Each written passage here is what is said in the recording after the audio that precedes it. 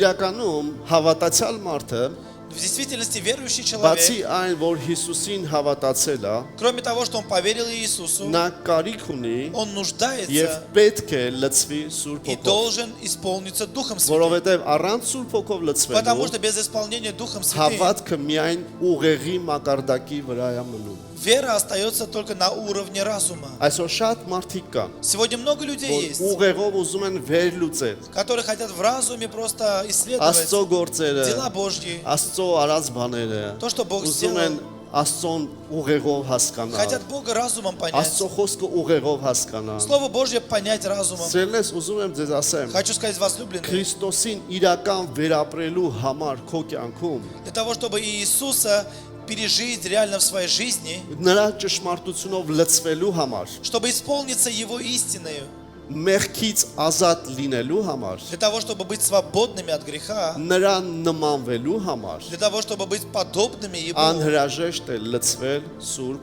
Հոգով։ необходимо исполниться Духом